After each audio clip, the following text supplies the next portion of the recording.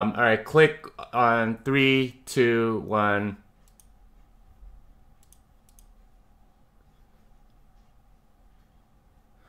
Hi, everybody. Welcome to another Off-Chain Daily. My name is Jimmy Song. Today is November 21st, 2017. And I have with me Tone Vase. Tone, you want to say what?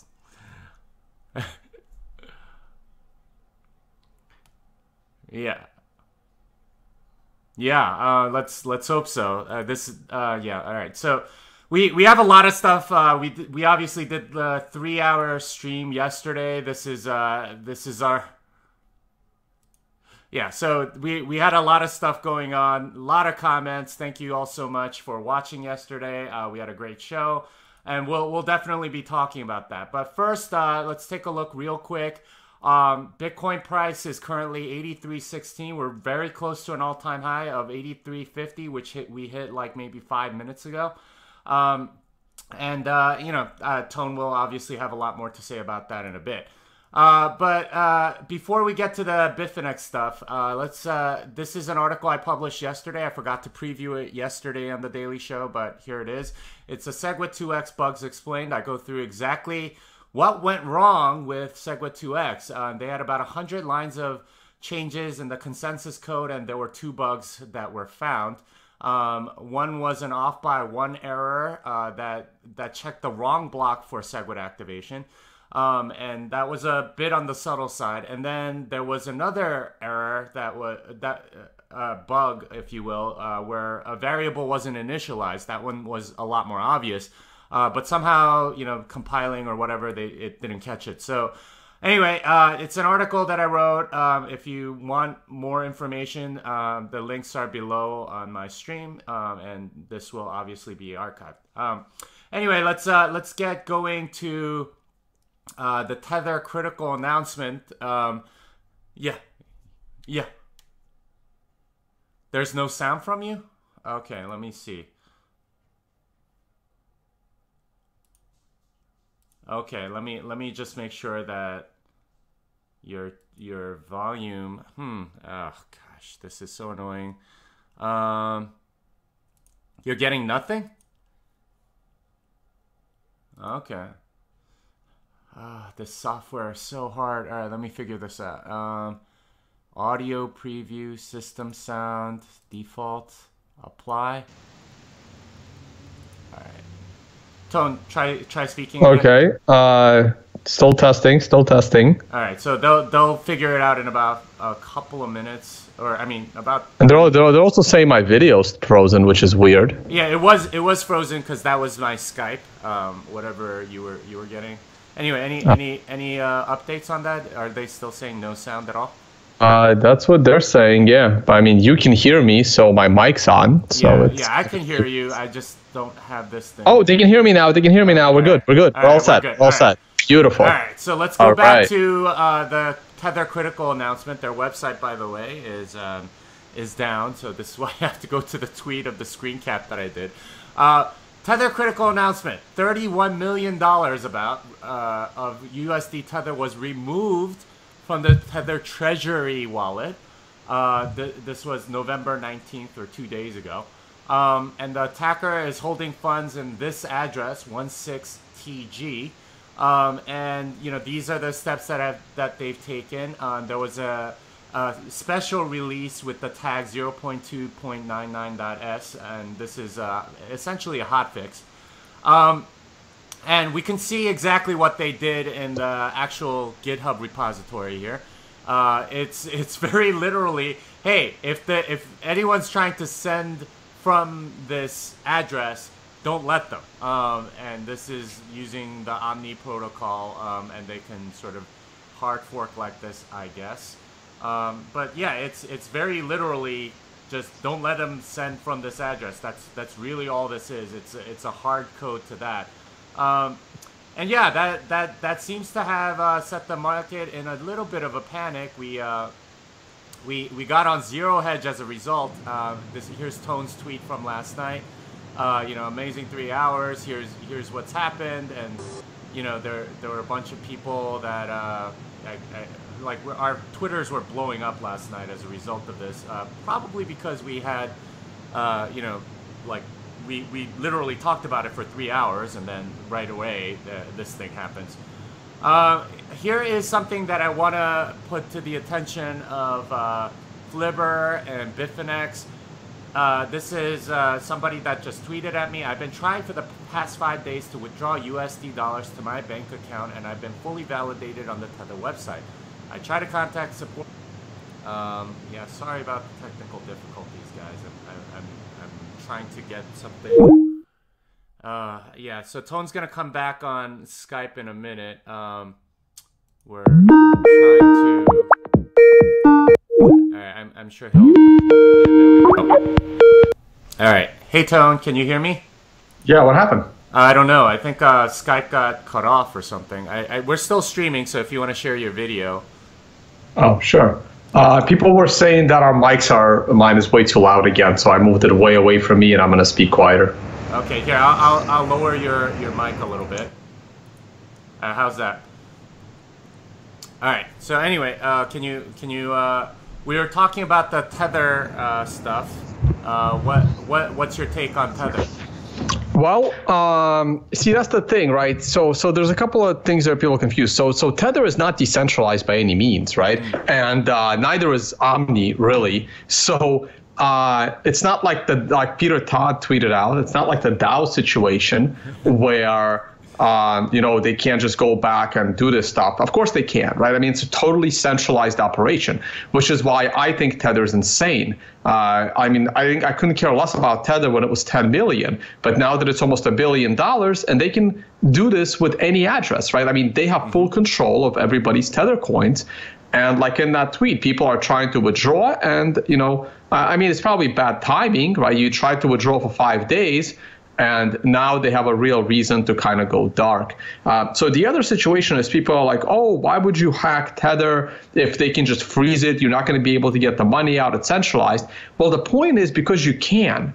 Not every hacker is hacking because they need money. A lot of these hackers are hacking for fun. They have enough money. Yeah. So like people don't understand that. People are like, oh, that's $30 million. No, the guy probably doesn't need nor want the 30 million. It was just to show that he could. And the timing was very peculiar. Indeed, it was. It was.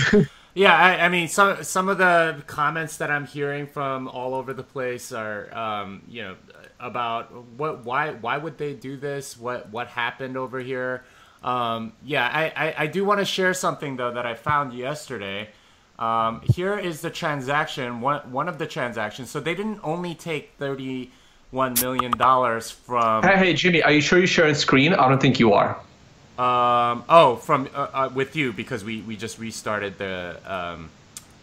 oh, okay. I gotcha. So I see it on the other screen. That's fine. Okay, yeah. So there it is. Okay, so this is not only did this hacker take the 31 million in Tether, but they also took about 5 Bitcoins. And if you look at the Bitcoin address that they stole from, this is the really peculiar thing. This is a pay-to-script hash address, and this is going to get a little bit technical, but pay-to-script hash is sort of used mostly for multisig. And I looked at the input scripts here, and there are 3 signatures, and it starts with 53, and ends with 54. So it's a 3 of 4 multisig. This is no ordinary hack. In order to compromise this address, you need 3 private keys, not just one. This isn't just, oh, I left my private key over here, and somebody took it and used it. This is, you need 3 separate keys in order to spend from this address. This is the entire point of having multisig, so that it would be very, very difficult to hack. Whoever hacked this had access to 3 different private keys, right? Like, this is no ordinary hack. This is like a pretty big deal. I don't know what happened, but I don't know who would have such a like 3 out of 4 address or whatever. I mean, usually those are left for institutions. Very few private individuals use like something like this unless they're using Bitcoin. Or something. Jimmy, those are usually like internal hacks. I mean, that's how these things happen. Yeah. So by the way, our volumes are still off. I'm going to try and talk softly, further away from the mic. But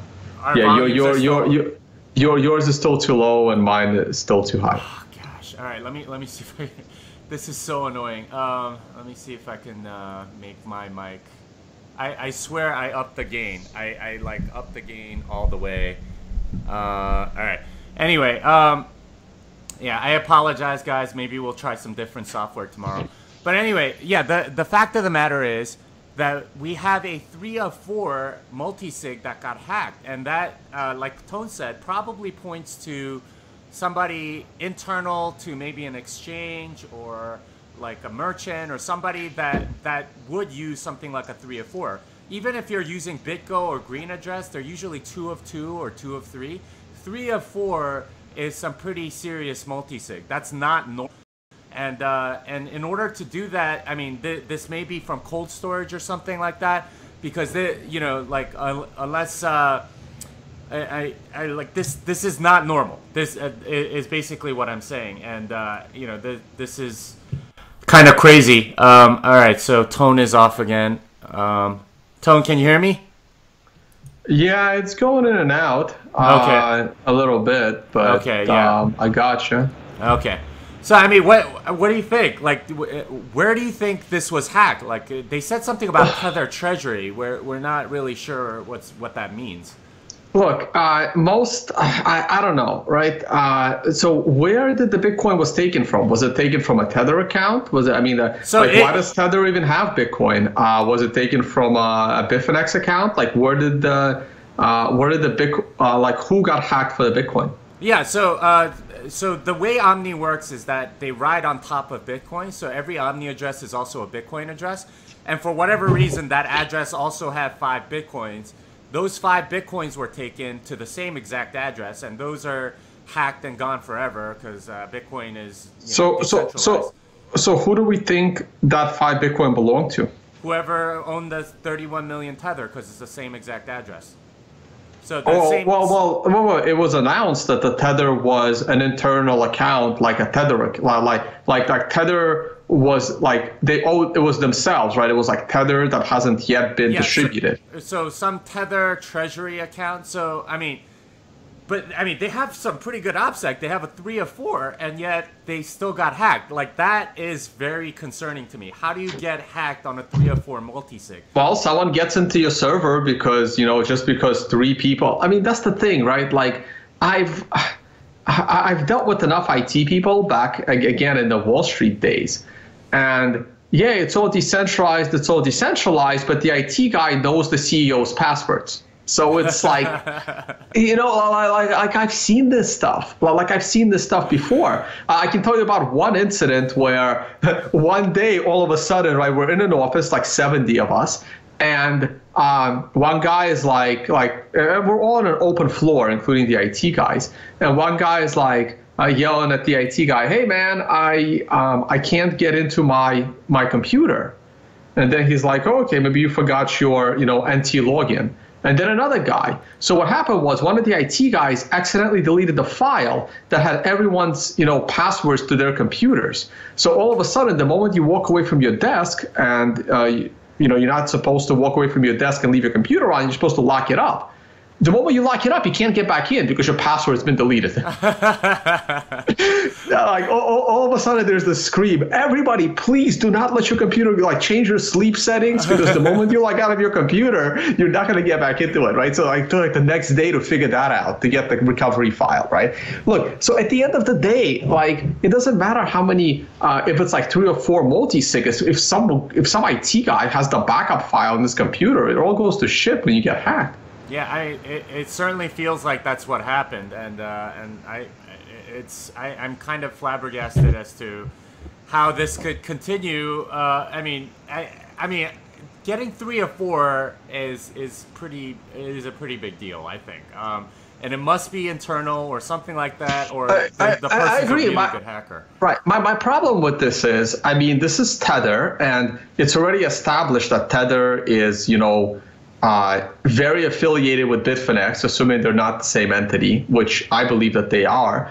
So this is yet another, example of incompetence of this exchange. Yet people are out there saying that it's the greatest exchange the Bitcoin world has ever seen, right? Like, come on, you got to pick one.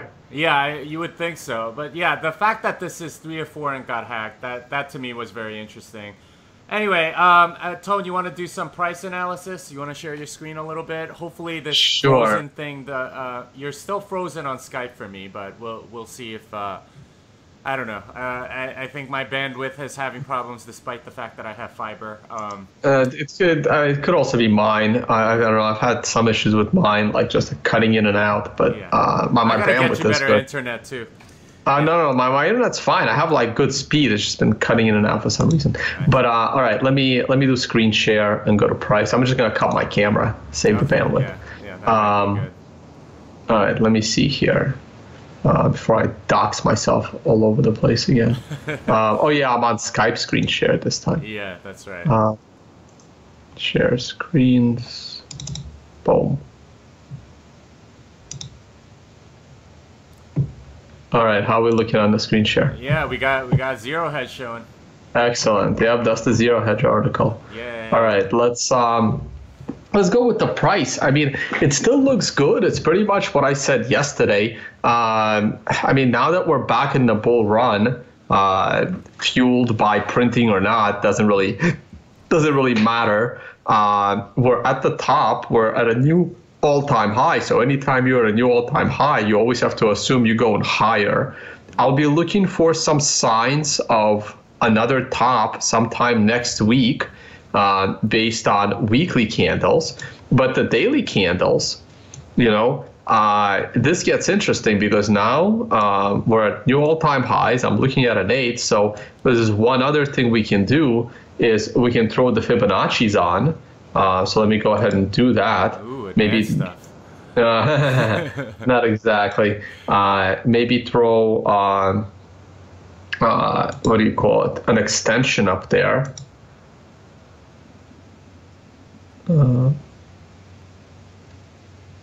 Probably should go the other way, but I'm not sure if my extent. Hold on a second. Let me double click on this and style, and I'll throw an extension out. And we should be able to see one of the extension lines. Though how far away is it? I think it should have shown up by now if it was a multiple, like I think it was. Huh. Yeah. Not sure I see it for some. Oh, there it is. Okay, so I just drew it in the opposite direction. Sorry. Let me flip this over, and then we're good. Here, and here. There we are. So, so there's my little Fibonacci extension. So based on the Fibonacci extension, I mean, that could be a target. Wow, 9,000 even. I always like to see even numbers, right? So 9,000 even is your Fibonacci extension. That's another point. Like, it's really difficult to project when you're dealing with new all-time highs. And it's really difficult to project new all-time highs. So there we go. So that's where we could be headed.